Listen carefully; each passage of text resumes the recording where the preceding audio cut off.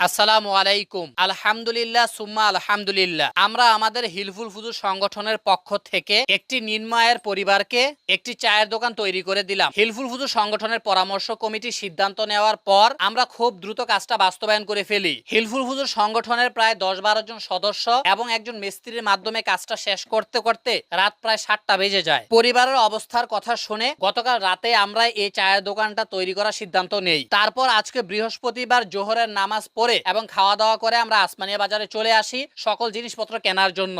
আমাদের সাথে করে নিয়ে আসি সজল ভাইকে। উনি একজন ভালো মানের কাঠমিস্ত্রি এবং আমরা যখন সাংগঠনিক কাজের কথা বললাম উনি সাথে সাথে আমাদের ডাকে সাড়া দেন। আসমানিয়া সমিলে এসে উনি নিজের হাতে কাঠগুলোকে বাছাই করেন। কোনো কাঠ যদি একটু চিকুন হয় কিংবা একটু বাঁকা হয় সেই জিনিসগুলোকে উনি বারবার চেক করে নেন। চাল এবং বেড়ার জন্য যে কয়েকটা কাঠ দরকার সেগুলো আমরা নিয়ে নেই আর এগুলোর দাম হয় 1000 টাকা। তারপর সেগুলোকে ব্যানে উঠিয়ে আমরা চলে আসি টিনের দোকানে। আমরা গতকালকে টিনের দাম সম্পর্কে কথা বলে গিয়েছিলাম। গড়টা তোলার জন্য আমাদের দরকার সরাসরি 9 ফুটের টিন। আর এখানে যতটুকু জায়গা আছে সেখানে সুন্দরভাবে গড়টা তোলার জন্য 4টা টিন হলে হয়ে যাবে। 4টা টিনের জন্য আমাদেরকে দিতে হয় 3300 টাকা। তারপর আমরা হিলফুল ফুজুর সংগঠনের নামেই মেমোটা করি। টাকা দেওয়ার কাজ শেষ হলে তারপর ভ্যান চালক মামা উনি নিজেই টিনগুলাকে মাথায় করে ভ্যানের উপরে নিয়ে উঠান। এদিক দিয়ে আমরা টিনগুলো উঠাতে ব্যস্ত। এর মধ্যে খেয়াল করলাম সজল ভাই তার কাটা এবং অন্যান্য জিনিসগুলো নেওয়ার জন্য হার্ডওয়্যারের দোকানে চলে এসেছে। এই পুরো কাজের জন্য আমাদের দরকার ছিল স্ক্রু, কয়েক ধরনের তার কাটা এবং জিআই তার। সবগুলোকে একত্রিত করার পর আমরা দেখি বিল হয় 210 টাকা।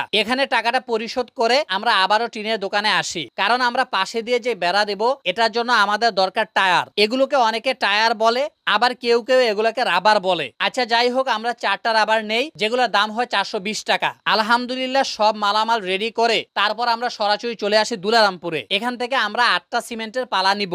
এই দোকানের মালিকের নাম হচ্ছে ফরিদ সরকার। উনি আমাদের ভগ্নিপতি হন। যখন আমরা ওনাকে বলি যে এগুলো সামাজিক কাজের জন্য এবং আমরা নির্মায়ের পরিবারকে ফি সাবিলিল্লাহ দিব, তারপর উনি আমাদেরকে আশ্বস্ত করেন যে উনি একটু দাম কমিয়ে রাখবেন। এরই মধ্যে রামিম বাইকে করে সজল বাইকে নিয়ে ওনার বাড়িতে চলে যান মেলামসর। কারণ কাঠমিস্ত্রি সজল ভাই উনি কোনো যন্ত্র নিয়ে আসেননি, এজন্য রামিমের মাধ্যমে গাড়ি দিয়ে ওনাকে পাঠিয়ে দেয় যন্ত্রপাতি সবকিছু নিয়ে আসার জন্য। এরই মধ্যে আমাদের ভ্যান চালক মামাও চলে আসে। তারপর আমরা দুইজনে একসাথে 8টা পালা গাড়ির মধ্যে উঠিয়ে ফেলি। গড়টা কিন্তু তেমন বড় না, তারপরও আমরা ঘরের জন্য 8টা পালা দিচ্ছি যাতে করে গড়টা একটু স্ট্রং হয়। পালা এবং অন্যান্য জিনিস যা কিছু আছে সবকিছু গাড়ির মধ্যে উঠিয়ে ভ্যান চালক মামা সেগুলো বেঁধে ফেলে। আর এদিকে আমি বাইক দিয়ে বাড়িতে চলে আসি। এরই মধ্যে আসরে আজান দিয়ে ফেলে। আসরের নামাজ পড়ার সাথে সাথে আমাদের সমস্ত মালামাল চলে আসে এবং সেই সাথে সজল বাইকে নিয়েও রামিম গাড়ি দিয়ে চলে আসে। আলহামদুলিল্লাহ আমাদের সংগঠনের সদস্যরা সবসময় অ্যাক্টিভ। সব জিনিসপত্র আসার পর সকলে স্বতঃস্ফূর্তভাবে কাজ শুরু করে দেয়। সজল ভাই কোথায় কোথায় গর্ত করতে হবে সেই জায়গা